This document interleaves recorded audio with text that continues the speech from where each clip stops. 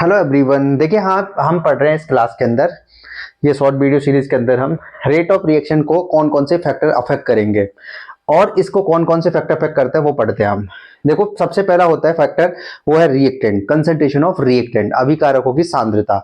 जैसे जैसे अभिकारकों की सांद्रता जितनी ज्यादा होगी तो क्या होगा उसके अंदर, अभिकारकों की सांद्रता ज्यादा होने से, देखो मैंने रिजल्ट लिख दिया यहाँ पर, अभिकारकों की सांद्रता ज्यादा होने से वहां पर इफेक्टिव कोलिजन ज्यादा होगी और उसकी वजह से प्रोडक्ट जल्दी बनेगा और रेट ऑफ रिएक्शन ज्यादा तेज हो जाएगी। मतलब जैसे पहले टंकी में पानी आधा था और अब टंकी में पानी पूरा भर दिया जाए तो जो बाल्टी है तो हमारे पास वो जल्दी तेजी से भरेगी, मतलब रेट ऑफ रिएक्शन बढ़ेगी। जितना ज्यादा टंकी में पानी होगा उतने ज्यादा नल में पानी तेज आएगा, मतलब रेट ऑफ रिएक्शन ज्यादा होगी। उसको इस तरह से समझ सकते हैं। तो मतलब कंसंट्रेशन ऑफ रिएक्टेंट जितना ज्यादा होगा और उसकी रेट ऑफ रिएक्शन भी उतनी ज्यादा होगी।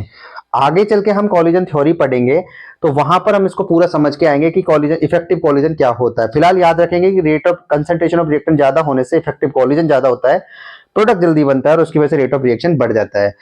फिर भी हम इसको समझ लेते हैं, इफेक्टिव कोलिजन का मतलब होता है दो बातों का ध्यान रखना। एक तो टक्कर जब भी होगी तो उसके पास सफिशिएंट एनर्जी होनी चाहिए जिसको हम एक्टिवेशन एनर्जी बोलेंगे।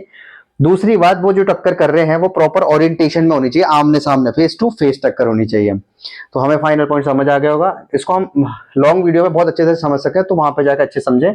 बाकी हम फाइनल रिजल्ट देखते हैं। कंसंट्रेशन ऑफ रिएक्टेंट पे कैसे करता है कि जितनी ज्यादा रिएक्टेंट की कंसंट्रेशन होगी इफेक्टिव कोलिजन ज्यादा होगा, प्रोडक्ट जल्दी बनेगा, उसकी रेट ऑफ रिएक्शन ज्यादा होगी।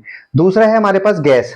तो देखो यहाँ पर गैस की अगर हम बात करें तो गैस के भी ये जो रेट ऑफ रिएक्शन है वो डायरेक्टली प्रोपोर्शनल होती है। कैसे? ये पिस्टन है गैस के मॉलिक्यूल्स है, जैसे ही प्रेशर बढ़ाएंगे तो गैस के मॉलिक्यूल के बीच में इफेक्टिव कोलिजन बढ़ जाएगा और उसकी वजह से प्रोडक्ट जल्दी बनेगा और रेट ऑफ रिएक्शन बढ़ जाएगी। इसका मतलब इसमें भी डायरेक्टली प्रोपोर्शनल है। तीसरा है हमारे पास टेम्परेचर। देखो टेम्परेचर बढ़ाने से क्या होगा, जैसे ही हम टेम्परेचर बढ़ाएंगे तो काइनेटिक एनर्जी जो रिएक्टिंग मॉलिक्यूल्स की वो बढ़ जाएगी, उसकी वजह से इफेक्टिव कोलिजन फिर बढ़ जाएगी और उसकी वजह से रेट ऑफ रिएक्शन बढ़ जाएगी।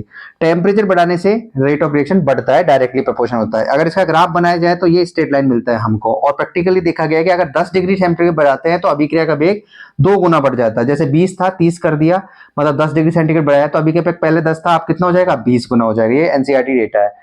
30 से 14। अगली बात हमारे पास है कैटलिस्ट। कैटलिस्ट का काम होता है रिएक्शन में पार्टिसिपेट नहीं करता है लेकिन वो अभिक्रिया के वेग को बढ़ा देता है। तो ये क्या करता है, एक्टिवेशन एनर्जी को ही कम कर देता है, तो उससे रेट ऑफ रिएक्शन बढ़ जाता है। इसका मतलब ये भी डायरेक्टली प्रोपोर्शनल हुआ। जैसे कि हमारे पास एग्जांपल है N2+3H2 कन्वर्ट टू NH3, जो कि Fe कैटलिस्ट का काम कर रहा है यहाँ पर।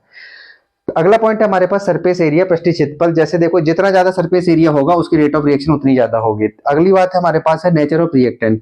अगर आयनिक रिएक्शन है तो वो फास्ट होती है और कोवलेंट रिएक्शन है तो वो स्लो होती है। Thank you.